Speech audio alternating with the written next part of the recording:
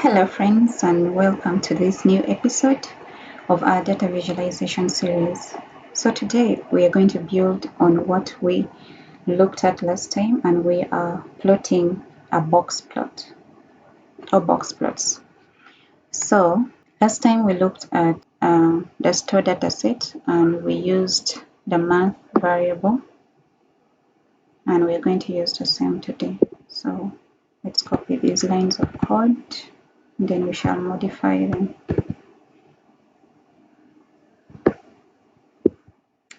So first we run this, converting month from numeric to a categorical variable using the as.factor.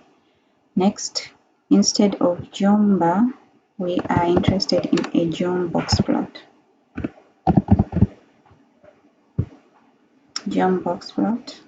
And then in the aesthetics, our X value is month, and for our Y value we are going to use the variable wind.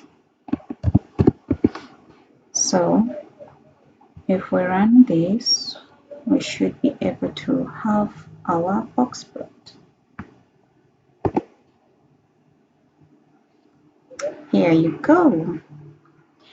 Now I'm going to take us through how you can modify the color of the outlier values, and then how you can change the shape, how you can look at the size, and then how you can hide the NA values.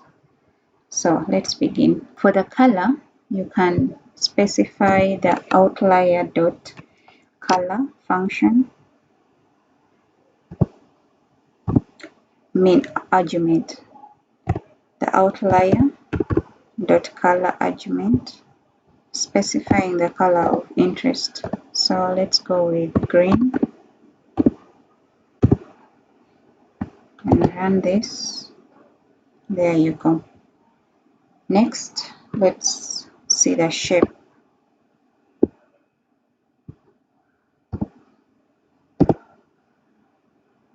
Let's just write this on separate lines for easy readability. So for the outlier shape, you use outlier.shape, setting it to values that are numeric. So if you set 2, you'll have that. Add a 5. These are just for trials and seeing what really it pops up. So that's what you have with a value of 25. So you can try with different numbers and see what works for you. Now let's look at the size.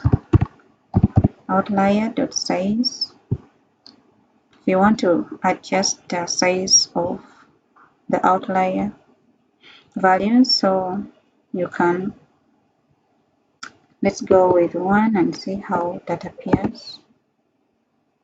So it reduces the size. Let's go with a 5.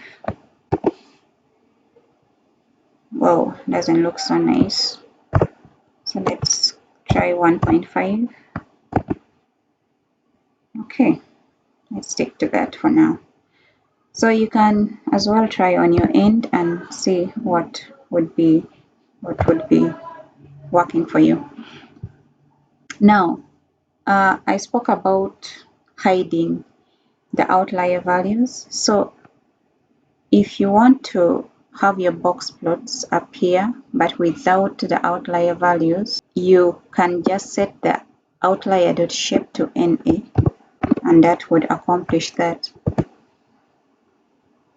Now, what you have to remember is that it is not removing the outliers, it's just hiding them. It's more like you brought a tape and pasted it on top of the outlier so that they are not visible.